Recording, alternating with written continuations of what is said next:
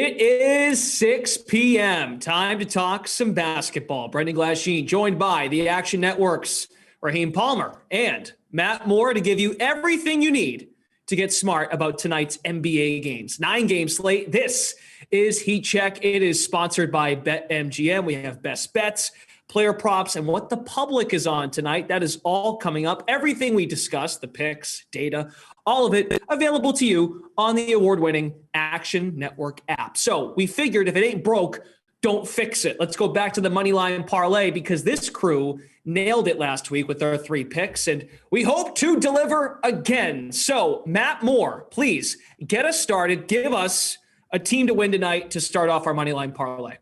Okay, what could go wrong? I'm taking the Celtics. That never works out badly. I'm taking the Celtics here versus the Hornets just on the money line.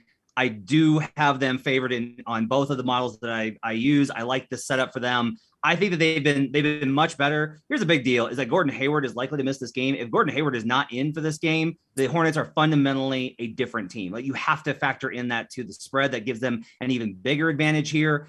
Even with some of the stuff coming out of Boston, there was a report that Jaylen Brown might want out soon, ? I still like Boston here. They've been playing so well. Jason Tatum has been on a tear. I think the Hornets defense is suspect. Boston's record versus bad defensive teams is very good this season. I will grab the Celtics on the money line for our parlay.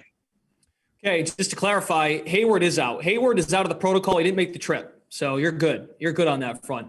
Raheem Palmer, where are you going, sir? I'm going to stay in the Atlantic Division, and I'm going to keep it home. Philadelphia 76ers. Look, Bradley Beal is out of this game, and the Wizards are in a complete tailspin right now. They've dropped 6 games in a row. They're struggling right now. I think they've won 3 out of their last 10. They're playing a Sixers team, which is absolutely rolling. They just beat the Memphis Grizzlies at home in overtime without Joel Embiid. They get Joel Embiid back in the Wizards front line. They have nothing for him. I know this is a little expensive at minus 550, but I like it. They should get it done. All right, well, I will help add some value. I will keep it in the Atlantic Division, baby. We are staying along the coast. And, well, except this time, the Nets, the Brooklyn Nets, they are minus 190 tonight in Sacramento against the Kings. They are out west, but I will go to the Atlantic Division team here. James Harden probable. Kyrie Irving will be good to go. The Kings stink. I just think that the Nets are due for a win here on this trip. They've had a little hard time coming here. I think it is a get-right spot for the Brooklyn Nets. They've played hard these last couple of games. I know their night did not go swimmingly against the Phoenix Suns. That's a really good basketball team over there. So I think they're in a very nice bounce back spot, minus 190 tonight. And again, Harden, it should be good to go to play in this game. So and plus De'Aaron Fox is out for Sacramento. So something is off there when it comes to the number, but for the money line side, I am good with going to the Brooklyn Nets. So it's the Atlantic Division, Heat Check, money line parlay, bookmark it. We might have to go back to this someday. Matt, you got a thought there? Yeah, good spot for both of you. The Sixers are 19-7 straight up versus teams below 500 this season. The Brooklyn Nets are 19-6. So what could possibly go wrong? Well, the Boston Celtics are facing the Charlotte Hornets, who are above 500, and they are 12-13 on the season. So I'm going to be the one probably stressing the most about breaking our parlay. But you guys, I think, are in a good spot here. But good picks by the both of you. Bless you for trusting the Boston Celtics. Anyway, the parlay that we selected will pay out plus 150 over on BetMGM. Celtics, Sixers, Nets. So we'll recap as the show goes on. It's now time for Betting is Believing. We pick one spread each, one total each. We'll pick one or the other, and we'll go around the horn here. So we'll start with you, Matt Moore. Where are you going for your best bet? You know, Raheem knows this. I don't take totals as much as I take sides, but there's a spot that we found on the Buckets podcast last night. We do the look ahead on Tuesday nights at 7 Eastern for the Wednesday slate, and I still like this one quite a bit. I'm taking Mavericks Thunder under 207. So the Mavericks, surprisingly, on this defense, have had a really good defense. And there are some numbers that probably indicate it's a little bit better than maybe statistically it should be, but not by a huge margin. It's not one of those outlier deals like, the Knicks last season. This team's defense, I think, is legit. And when you look at that, this gives the Mavericks a huge edge defensively. So let's start here, though. On offense, the Mavericks have the second longest average time of possession in terms of seconds per offensive possession. They do not run. They slow it down. They grind out these possessions. It's a lot of dribbling, working it around the perimeter. So that helps there. The Thunder have the third longest defensive time of possession. So that helps as well. So you've got these Mavericks possessions, which should take a long time, even if the Mavericks were able to score efficiently. Now, you got the Thunder's real weakness defensively is that they're short on rim protection, but there's no Porzingis for this game. And the Mavericks are 30th in rim rate this season. They do not attack the basket. They take a ton of jumpers. The Thunder are decent league-wide, 14th in defending jump shots per Synergy Sports. And finally, this is the big one. OKC is 26th in offensive rating versus top 10 defenses per Clean the Glass. This is the spot right here, is that the Thunder are not going to be able to score. They are terrible offensively, even relative to other teams whenever they come up versus a good defensive team. They got a big win versus Portland, bad defensive team. Going up against Dallas, great defensive team, mediocre offensive team. I still think this number is too high. Raheem and I both have this modeled under 200. We're getting several points of value. I'll take the under of 207 for Mavericks Thunder. You just answered my follow-up because currently on BetMGM, it's at 205.5. So still a good spot for an under. Raheem, would you care to respond to Matt Moore's thought? Absolutely love this under. When you look at these two teams, the Mavericks are hitting unders at the highest rate. They're 34-17 to the under. The Oklahoma City Thunder are 29-19 to the under. So, look, if it's not broke, you don't fix it. I love it. It's the theme of the show to this point. All right, Raheem, we'll go to you. What's your best bet for tonight? I'm going to fly out to L.A. where the Super Bowl is. But we're talking about the Lake Show. Look, the Lakers have been struggling on the road trip. They finally come home, and they get to face a Blazers team who are playing their third game in 4 nights. They've had 2 days off to rest, think about things, maybe even practice. Look, I love this spot for the Lakers. Russell Westbrook is going to be able to get out in transition. The Lakers are 8th in transition offense, and they're playing a Blazers team, which is 23rd in transition defense and dead last in half-court offense. So Russell Westbrook and Anthony Davis should be able to get that pick and roll going. Russell Westbrook has actually been playing well without LeBron. We all know he's a ball-dominant point guard. He needs the ball in his hand. Last 5 games, 22.8 points per game, 54% from the field, 6.6 assists, and just 3 turnovers, and that's key. So I like the Lakers with the -3.5 here. Yeah, it's definitely evident that Westbrook is shooting the ball a lot better. Do you have a thought there, Matt, on Raheem's Lakers pick? Yeah, I like it for the injury spot here. So the Blazers just lost Nasir Little, who was having, by the way, a fantastic season. He was so good this year, and it's a bummer that he got hurt. But they lost him for the season for torn labrum in his shoulder. He had surgery yesterday. That's massive because they are already so shorthanded with so many guys out, with Dame out, Cody Zeller's out, Larry Nance is out. All of their defenders are out. Their best player is out. Anthony Simons might get back. He had a bad last game versus OKC. He's dealing with a right hip contusion, and he's probable to play, but if he's a little banged up, that's a lot to ask, I think, from him versus the Lakers. Meanwhile, I don't like Yusuf Nurkic having to match up with Anthony Davis with as much as he's going to play at center. So I'm with Raheem on this. I like the Lake Show tonight. I think their next forward, the Blazers, they have to go down to Ben McLemore as someone who can give them minutes now at forward with Little's injury. So that is worrisome, to say the least. Lakers, good get-right spot being back at home, as Raheem said. I will turn to the Hornets visiting the Celtics. We've already hit on the Celtics as part of our Moneyline parlay, but I like the points with the Hornets here, +6.5. Just 2 weeks ago, these same two teams went head-to-head. Now, as Matt mentioned, Jason Tatum shooting the ball much better. Also, even though Gordon Hayward played in that game 2 weeks ago, which the Hornets won, 111-102, in Boston, Hayward was a non-factor in the game. Now, I guess his presence alone does help, right? He has to be accounted for when he's on the floor, but just 5 points for Hayward. He really didn't do all that much. Also, I am taking a narrative here, Matt, that this team has not responded well when they are in the news for trade rumors, or can the Brown-Tatum duo exist for years to come? Well, there's a report out from Steve Bulpett. He used to write for the Boston Herald. Now he writes for Heavy.com. He's pretty tapped into the Celtics organization. It's Jaylen Brown is apparently not thrilled about staying put long-term, or he could be the first one to admit the mix ain't right in Boston. So I don't think they respond well in those spots historically. So I don't like that. So I give the Hornets an edge there. And the Celtics this season, when they are favored at home, 10-14 against the spread. They are typically not great. They kind of play down to their competition when they are favored at home. All signs to me that indicate the Hornets with the points make sense. The Celtics probably should win the game, Matt. as we discussed, but I like the number. I get it. I just, I look at this Hornets team and I can't really figure them out, right? And I just wind up believing, I think the Celtics may have turned a corner here. I just do. In particular, here's the biggest difference. Tatum's playing better. Yeah. Of course they don't play well when Tatum plays badly, but when Tatum plays better, they tend to come out. I don't mind it just because this team has been so infuriatingly inconsistent and they've had so many spots where it's like, oh, everything's set up for the Celtics and they just lay an egg. So I don't mind it, but at home, that one I think is that's a tough spot, I think, for the Hornets without Hayward. Yeah. Charlotte 10-13 this season straight up. So that helps me in that spot. Against the spread this season, they are, looking this up, 12-11, just barely over 50%. And that's as an away dog. I don't mind taking it based off of that number, but I think this one could be a sweat. And I'll tell you this, it's probably gonna be a sweat for both of us. Yeah. Where it's gonna be the Celtics might be in danger of losing, but they might wind up clearing this with free throws. I think it's gonna be quite a sweat tonight. They have a good record win-loss wise at home. I just don't trust them to cover. Raheem, do you have a take as far as, am I nuts, or what do you think?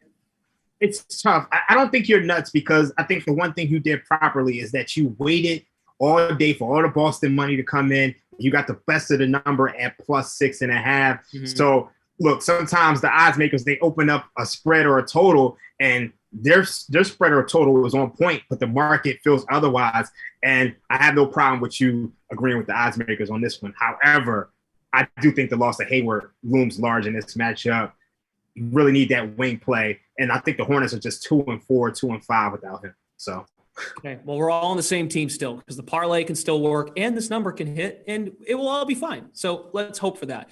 Okay, time to move to one of our favorite segments of the show. It's time to spin the wheel. The wheel tonight has a mix of different player props. So the second straight week, we're going back to player props tonight on the wheel, and whatever prop it lands on, one of our guys here, myself included, will give a take and hopefully get it right as far as it pertains to the over or under on the prop. So Matt Moore, you're first. Let's spin the wheel. Ja Morant taking on the Knicks tonight. His assist prop at 6.5. What do you think? I'm taking the under on this. So for this season, when Ja Morant faces this type of defense that New York runs, which they play 2 at the level, I'm always talking about this, they play 2 at the level and they blitz the ball handler.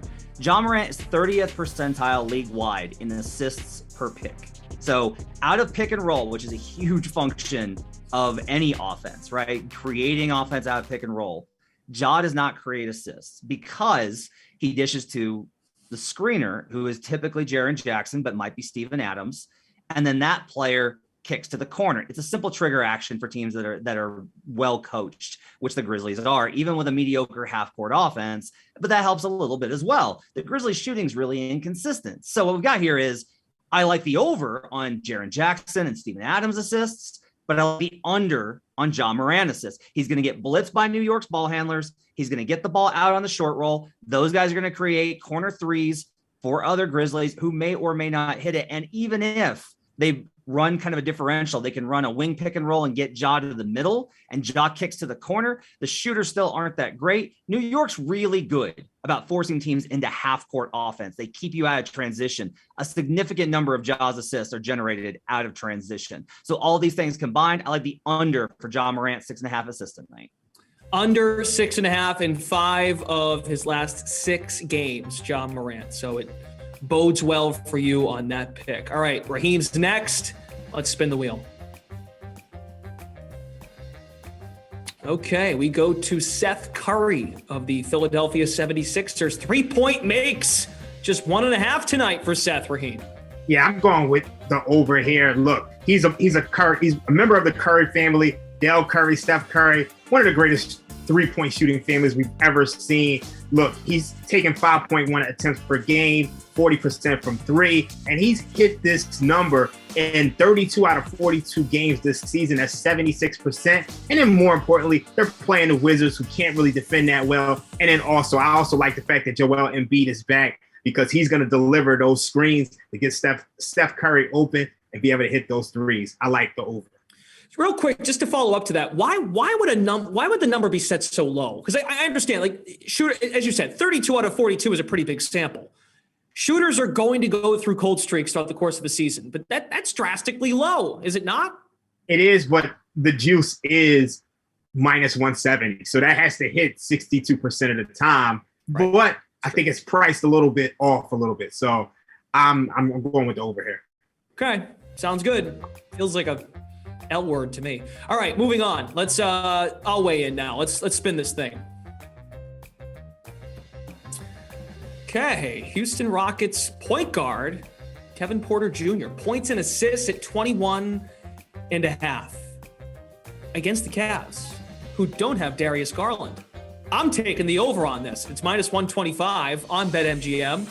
So Porter's hit this in each of his last 6 games. He's on a little bit of a tear offensively, taking on a good team that guards well in the Cavs. But Garland being out, I think, sets up well. And the Rockets continue to push the pace. They are number 1 in the NBA as it pertains to pace. You first look at it and I'm thinking, well, maybe the assists, because the assist numbers have been there. Maybe just go assists. But if you have the luxury of using Porter's ability to score and then work the assists in, I think 21.5 is a definite reasonable number here. I like the spot here for Kevin Porter. And on the other end, the Rockets, their pace of play has actually upticked more so as of late. They're in the top half of the league. So, but overall not as one of the faster teams in the league. So I think it bodes well for him to take it over here. Porter's kind of riding a hot streak. What do you guys think? I don't like it. I'll just tell you right now, I love you, man, but I don't like this one for a number of reasons. For starters, last 5 games, so when Garland's been out, defensive rating when he's been on the floor and over those 5 games, 103. When he's been off the floor, which includes a significant time when he hasn't played at all, still 103. So their defense has remained on lock. This is a revenge spot for KPJ after the Cavs, I noticed that too. Abandon him. And here's my concern is that he's going to press the issue. And the problem with KPJ is that it's not like, oh, okay, he's going to press, like he really kind of guns it. If it's not going well, it just gets worse for him. Yeah. And I think that can wind up being, and I don't necessarily think he's going to pass in that situation because that's not really his style of play. And the other little more thing for you, talked about scheme. Guess who runs the third most at the level?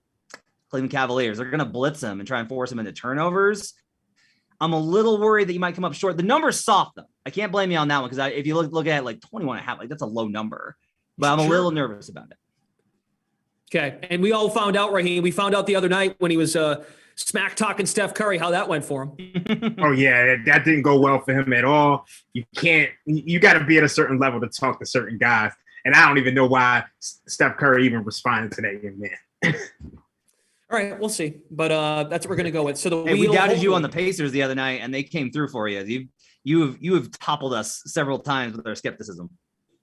This is true, but the skepticism about the Pacers, definitely, I felt that more than this, which is good. So I'll take that as a win. All right, it is now time for our final segment. It's the old axiom in betting. It's called Fading the Public, because we tend to believe usually that you folks don't know much, and that's strong, but we're going to try and prove it. And we asked on Twitter earlier today on Action Network HQ, that's the handle, the Jazz have not covered, the Utah Jazz, home tonight, have not covered in 11 straight games, which is just, you say that out loud and figure that is wild for a team that plays so well at home.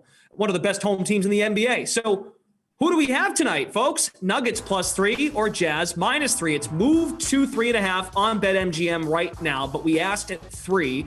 And with the data coming in on BetMGM, 60% of the bets are on the Nuggets, but then 52% of the handle, the money, on the Jazz. The vote says that the folks are on the Nuggets. About 2/3 of the people, 68% of the vote has Nuggets +3.